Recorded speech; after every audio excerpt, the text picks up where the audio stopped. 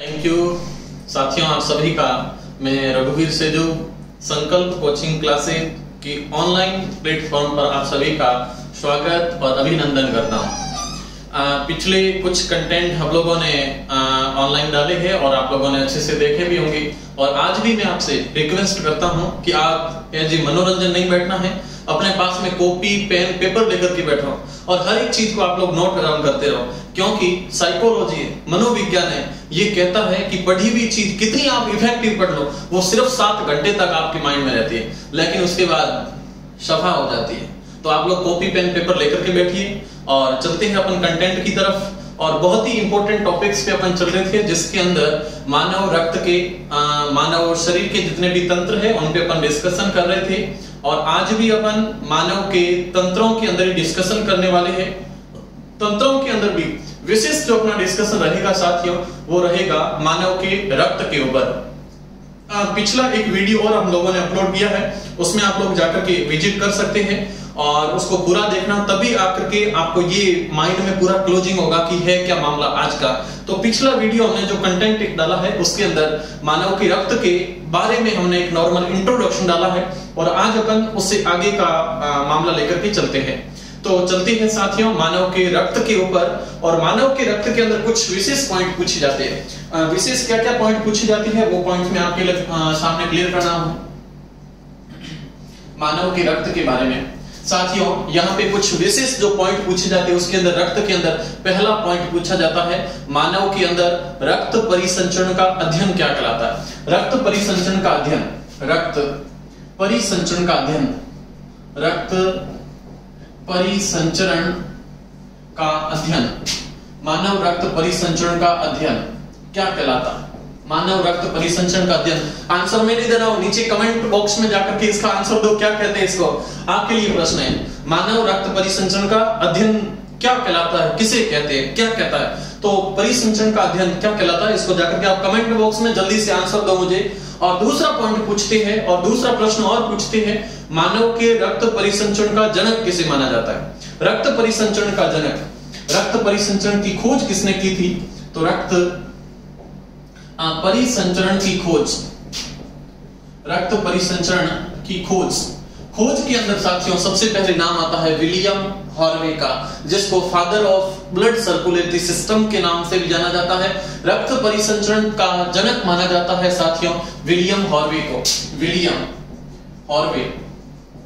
William Harvey को माना जाता है। कुछ लोग, कुछ साथी हमारे साइकोलॉजी के भी, सर हमें तो विलियम वुंट का नाम आ रहा, विलियम वुंट भी था जिसने साइकोलॉजी के अंदर लैब की स्थापना की थी, लेकिन ये यहाँ पे लिपजिंग नहीं है, ये विलियम हॉर्वे है। और विलियम हॉर्वे ने सबसे पहले रक्त परिसंचरण की खोज की थी। रक्त परिसंचरण का अध्ययन बिल्कुल आप लोगों ने कमेंट कर ही दिया होगा, रक्त परिसंचरण का जो अध्ययन है साथियों उसे एंजियोग्राफी के नाम से जानते हैं। रक्त परिसंचरण का जो अध्ययन किया जाता है उसे एंजियोग्राफी कहते हैं, उसको कहते हैं एंजियोग्राफी, एंजियोग्राफी के नाम से जानते हैं। रक्त परिसंचरण, यहाँ परिसंचरण है, ऐसा नहीं कि रक्त के संघटक है, रक्त परिसंचरण सर्कुलेशन जो होता है अपनी बॉडी के अंदर, उसका अध्ययन क्या कहलाता साथियों, उसको एंजियोग्राफी के नाम से जानते हैं। फिर 3 नंबर पे पॉइंट पे अपन बात करते हैं मानव के रक्त के संघटकों का अध्ययन, रक्त संगठन का अध्ययन, रक्त संगठन का अध्ययन। साथियों रक्त संगठन का जो अध्ययन होता है उसे हीमेटोलॉजी के नाम से जानते हैं। रक्त का जो संगठन है, रक्त का जो कंपोजिशन है, उस रक्त के कंपोजिशन की जो अपन स्टडी करते हैं उसे हीमेटोलॉजी के नाम से जानते हैं। हीमेटोलॉजी के नाम से जानते हैं। रक्त के संगठन का अध्ययन हीमेटोलॉजी के नाम से जाना जाता है। परिसंचरण की खोज विलियम हॉर्वे ने की थी। परिसंचरण का अध्ययन एंजियोग्राफी कहलाता है। फिर एक प्रश्न आता है मानव के अंदर रक्त के तरल भाग का अध्ययन क्या कहलाता है। साथियों रक्त के अंदर जो प्लाज्मा है या फिर जो तरल पार्ट है या फिर लिक्विड पार्ट है, उस लिक्विड पार्ट की जब अपन स्टडी करते हैं तो इस तरल के अंदर या फिर प्लाज्मा का जो अध्ययन है उसे सीरोलॉजी के नाम से जानते हैं। सीरोलॉजी कहलाता है। तो ये कुछ पॉइंट मानव के शरीर के परिसंचरण से संबंधित पूछे जाते हैं। इसी के साथ साथ में फिर अगर बात करें तो मानव के रक्त के संघटकों का सबसे पहले अध्ययन किसने किया था। साथियों ये परिसंचरण की खोज है, लेकिन मैं बात कर रहा हूं रक्त के अंदर रक्त समूहों की खोज किसने की थी? रक्त समूहों की खोज सबसे पहले रक्त समूहों की खोज सन 1901 में हुई थी और वहां पे विशेष रूप जो श्रेय जाता है वो हमारे आदर्श थे मिस्टर कार्ल लैंड स्टीनर। तो रक्त के अंदर रक्त समूहों की खोज, रक्त समूहों की खोज, रक्त समूह की खोज, रक्त समूह की खोज सबसे पहले की थी 1901 के अंदर और साइंटिस्ट का नाम था, साइंटिस्ट का नाम आता है साथियों Karl Landsteiner. Karl Landsteiner और कार्ल लैंड स्टीनर बहुत अच्छे विद्वान थे जिन्होंने रक्त के समूहों के, रक्त के संगठन के, प्रतिरक्षा तंत्र के इन सारी सिस्टम्स की इन्होंने डिस्कवरी की थी और इस विद्वान को सन 1930 के अंदर नोबेल पुरस्कार से नवाजा गया था। सन 1930 में कार्ल लैंड स्टीनर जी को सबसे पहले 1930 में नोबेल प्राइज दिया गया था। तो ये मानव के शरीर से संबंधित, रक्त से संबंधित कुछ पॉइंट्स रहते हैं। इसके बाद में अपन बात करते हैं मानव के शरीर के अंदर रक्त का जो ग्रुपिंग है, रक्त के जो समूह हैं, उन समूहों के बारे में बात करते हैं। साथियों मानव के शरीर में रक्त के टोटल 4 प्रकार के समूह पाए जाते हैं। तो बात करते हैं सबसे पहले रक्त समूह पर। रक्त समूह, इन रक्त समूहों की खोज सबसे पहले कार्ल लैंड स्टीनर ने सन 1901 में की थी। और यहाँ पे अगर सिंपल ही प्रश्न पूछा जाता है तो जो सिंपल प्रश्न रेलवे के लेवल पे आते हैं वहां पे नॉर्मली ये प्रश्न आता है कि सर्वदाता कौन है, यूनिवर्सल डोनर कौन है और यूनिवर्सल एक्सेप्टर ग्राही पूछा जाता है। तो ये प्रश्न इसमें पूछे जाते हैं। फिर प्रश्न पूछते हैं कि रक्त समूह ओ जो है वो सार्वत्रिक दाता है, अगर दाता है तो ले किससे सकता है। अगर रक्त समूह ए बी जो सार्वत्रिक ग्राही है, ए भी सार्वत्रिक ग्राही है, तो दे किसको सकता है। तो इस प्रकार के कुछ पॉइंट और भी पूछे जाते हैं। तो उन सभी पॉइंट्स को अपन रक्त समूह के अंदर, ब्लड ग्रुप के अंदर क्लियर करने वाले हैं। लेकिन इससे पहले मैं एक चार्ट के माध्यम से आपको समझाना चाहूंगा कि कौन सा रक्त समूह किसको रक्त दे सकता है, किससे रक्त ले भी सकता है। तो चलते हैं, ये चीजें आप लोगों ने नोट डाउन कर ली होगी, नहीं तो स्क्रीनशॉट जल्दी जल्दी आप लोग कॉपी पेन पेपर लेकर के बैठे हो। और चलते हैं ऊपर आगे रक्त समूहों के बारे में। साथियों रक्त समूहों के बारे में अगर बात करें तो मानव के शरीर में 4 प्रकार के रक्त समूह पाए जाते हैं और 4 प्रकार के रक्त समूहों में बात करें तो सबसे पहले रक्त समूह आता है O, फिर रक्त समूह आता है AB। AB को 2 बार लिख देता हूं मैं।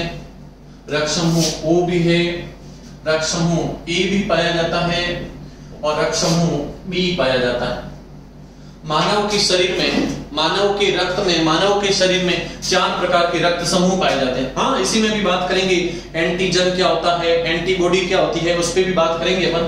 तो मानव के शरीर में 4 प्रकार के रक्त समूह पाए जाते हैं, रक्त समूह O, AB, A और B। और इनके अंदर अगर बात करें तो रक्त समूह जो O है इसको यूनिवर्सल डोनर कहा जाता है, सार्वत्रिक दाता के नाम से जानते हैं। और दाता होने के कारण, ये दाता होने के कारण जो O है वो O वाले को रक्त दे सकता है और ये डोनर होने के कारण रक्त समूह A को रक्त दे सकता है, रक्त समूह B को रक्त दे सकता है, रक्त समूह AB को भी रक्त दे सकता है। ये साथियों यूनिवर्सल डोनर है, सार्वत्रिक दाता है, इसलिए रक्त O को दे सकता है, A, B, AB सभी को रक्त दे सकता है। और अब बात करते हैं रक्त समूह AB की। ये सार्वत्रिक ग्राही है, यूनिवर्सल एक्सेप्टर है और यूनिवर्सल एक्सेप्टर होने के कारण O से रक्त ले सकता है, रक्त समूह AB से भी रक्त ले सकता है, रक्त समूह A से भी रक्त ले सकता है और रक्त समूह B से भी रक्त ले सकता है। ये साथियों सार्वत्रिक ग्राही, इसलिए रक्त समूह O को सार्वत्रिक दाता के नाम से जानते हैं। ये होता है सार्वत्रिक दाता, सार्वत्रिक दाता है। और इधर की तरफ AB सार्वत्रिक ग्राही होता है, सार्वत्रिक ग्राही। एक है सार्वत्रिक दाता और दूसरा है सार्वत्रिक ग्राही AB। अब AB सभी से जब रक्त ले सकता है, AB A से रक्त ले सकता है, B से रक्त ले सकता है, AB से ले सकता है, तो AB वाला रक्त दे किसको सकता है। अगर देने की रेफरेंस में अगर बात करें तो AB सिर्फ AB को ही रक्त दे सकता है, ले तो सभी से सकता है। और इधर की तरफ अगर बात करें तो रक्त समूह को दे तो सभी को सकता है, A को, B को, AB को, O को, सभी को दे सकता है, लेकिन एक्सेप्ट किससे कर सकता है, ले किससे सकता है। तो बात करें तो ये केवल ओ वाला केवल ओ से ले सकता है, दे सभी को सकता है। रक्त समूह ए बी ले सभी से सकता है, लेकिन देने की बात करें तो केवल ए बी को दे सकता है। ये चीज क्लियर हो जाती है और ये बहुत बार पूछा जाता है, परीक्षा में बहुत पूछा जाता है। अब देखो इधर की तरफ कुछ ये पॉइंट्स भी डाले। रक्त समूह बी को दे भी सकता है और रक्त समूह बी से रक्त ले भी सकता है। ये कौन सी कंडीशन होगी? इसमें भी एंटीजन आ जाते हैं, फिर इसमें RH कारक आ जाते हैं। उसकी बात अपन जस्ट अगले पॉइंट में करने वाले हैं, लेकिन अभी ये एक जनरल वे में देखा जा रहा है। रक्त समूह ए बी के बाद में रक्त समूह ए ये दोनों आपस में रक्त का आदान प्रदान कर सकते हैं। पॉजिटिव हो, नेगेटिव पॉजिटिव हो, किस प्रकार से करते हैं उसको अपन अगले पॉइंट में देखते हैं। तो ये रक्त समूहों के अंदर सबसे पहले एक्सेप्टर और डोनर की कहानी खत्म होती है। इसके बाद में अपन बात करने वाले हैं रक्त समूहों के अंदर एंटीजन और एंटीबॉडी कौन सी पाई जाती है, कैसे पाई जाती है, कहां पाई जाती है, इन चीजों को अपन क्लियर कर लेते हैं। तो मैं इस चार्ट से आगे चल रहा हूं, स्क्रीनशॉट या कॉपी पेन पेपर डाउनलोड करते रहे, नोट करते रहे। So thank you. बात करते हैं नेक्स्ट अपन रक्त समूहों के ऊपर। साथियों, अभी एक चीज आप लोगों की माइंड में क्लियर हो चुकी है कि मानव के रक्त में 4 प्रकार के रक्त समूह पाए जाते हैं। रक्त समूह पाए जाते हैं 4 प्रकार के रक्त समूह साथियों 4 प्रकार के पाए जाते हैं, जिसको रक्त समूह ए, रक्त समूह बी, रक्त समूह ए बी और रक्त समूह ओ, इन 4 ग्रुपों में इनको डिवाइड किया गया, बांटा गया है। इन रक्त समूहों के बाद में जो रक्त समूह के अंदर जो रक्त समूह है, ब्लड ग्रुप है, उसमें रक्त समूह के अंदर एंटीजन पाए जाते हैं। एंटीजन पाए जाते हैं, या फिर इसको हिंदी में कहते हैं प्रतिजन। तो प्रतिजन पाए जाते हैं और उसके बाद में होती है प्रतिरक्षी को एंटीबॉडी कहते हैं। एंटीबॉडी, प्रतिजन जिसको एंटीजन कहते हैं, और रक्त समूह जिसको ब्लड ग्रुप कहते हैं। ब्लड ग्रुप कईयों को लग रहा है जीआरपी क्या लिखा सर, चलो कोई नहीं, विद्वान लोग बैठे हैं तो डबल ओपी लिख देता हूं। तो ये ब्लड ग्रुप है, एंटीजन है, एंटीबॉडी है। कौन सा रक्त समूह किससे रक्त ले सकता है और किसको रक्त दे सकता है, ये भी चीज अपन यहीं पे अपन क्लियर करेंगे।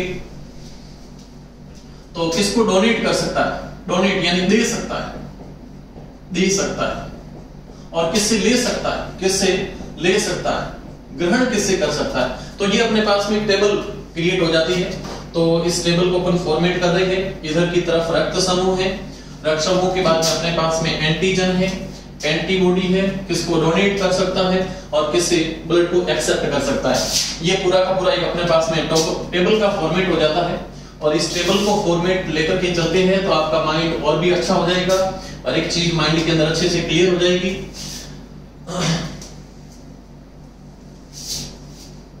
तो क्लियर करते हैं इस टेबल को। सबसे पहले रक्त समूह ओ। अब बात आती है प्रतिजन और प्रतिरक्षी के ऊपर। तो एंटीजन जो होते हैं वो एंटीजन आरबीसी पे पाए जाते हैं। प्रश्न फिर पूछा जाता है एंटीजन कहां पाए जाते हैं साथियों।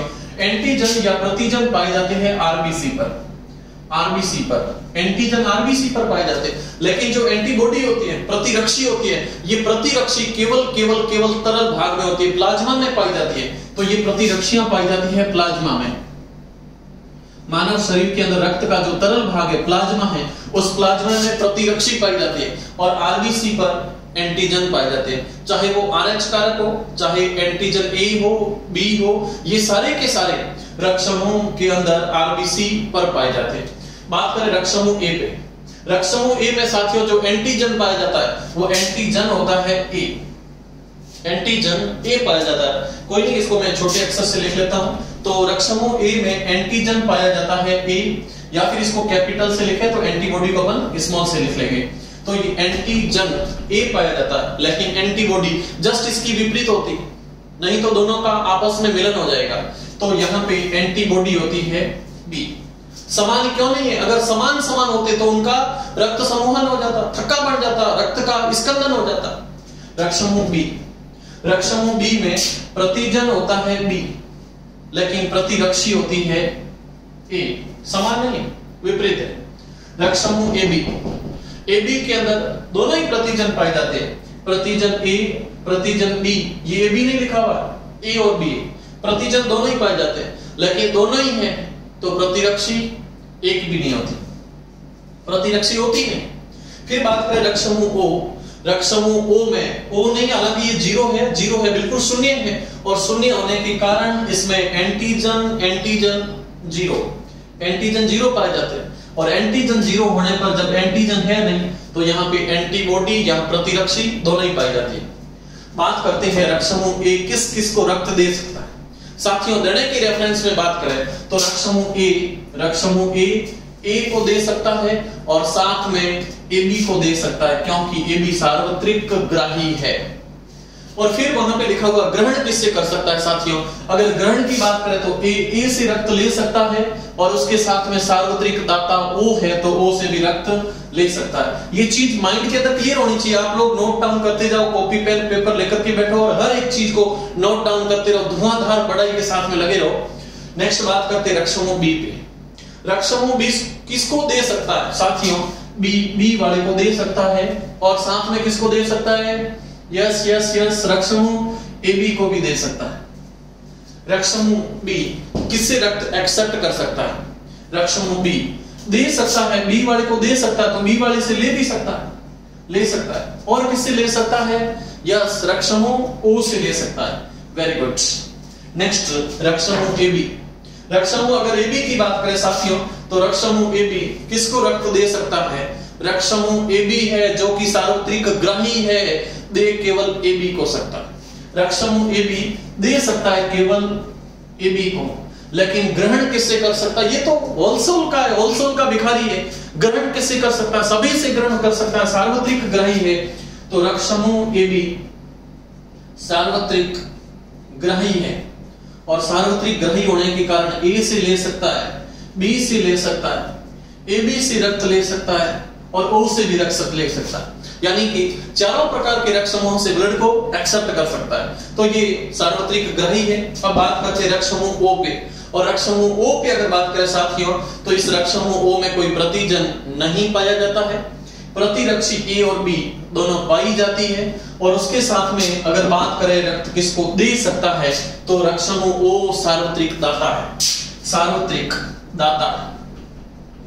और यूनिवर्सल डोनर होने के कारण, सार्वत्रिक दाता होने के कारण सभी को रक्त दे सकता है। A को दे सकता है, B को दे सकता है, AB को दे सकता है, और O को भी दे सकता है, सभी को रक्त दे सकता है। लेकिन बात करते हैं एक्सेप्ट किससे कर सकता है। रक्त समूह O। यस, कमेंट करके जल्दी बताना मुझे। रक्त समूह O, रक्त समूह O किसको दे सकता है, तो सभी को दे सकता है। लेकिन अगर एक्सेप्ट करने की बात करें तो केवल O से रक्त ले सकता है। साथियों, ये अपना रक्त समूह के अंदर एंटीजन, एंटीबॉडी कौन किसको दे सकता है, किससे रक्त ले सकता है, ये सारी चीजें यहाँ पे क्लियर हो जाती है। और इस टेबल को माइंड के अंदर बहुत अच्छे से बिठा के रखना। हर स्टेज पे इसके प्रश्न पूछे जाते हैं, ये प्रश्न बहुत पूछे जाते हैं। एंटीजन कहां पाए जाते हैं साथियों। एंटीजन RBC पर पाए जाते हैं। एंटीबॉडी कहां पाई जाती है, ये प्लाज्मा में पाई जाती है, तरल भाग में पाई जाती है। अपने वीडियो की जो क्वालिटी है वो लोग आप 480 पे रखो, 480 पिक्सल पे रखो, तो वीडियो बिल्कुल आपको क्वालिटी के साथ में दिखेगा, नो डाउट बहुत शानदार दिखेगा। 480 पे कॉपी पेन पेपर लेकर के और शानदार आज की क्लास को आप एंजॉय करो। तो ये मानव शरीर के अंदर रक्त समूहों के बारे में था। और इसके बाद में नेक्स्ट जो टॉपिक रहेंगे उसमें अपन RH कारक के बारे में पढ़ेंगे।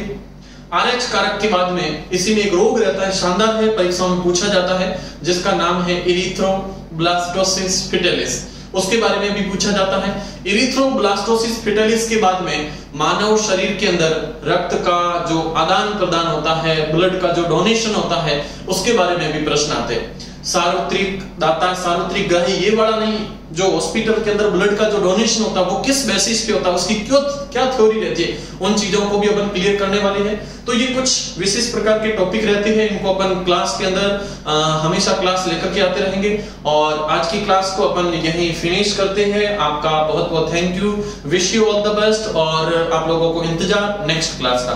Thank you.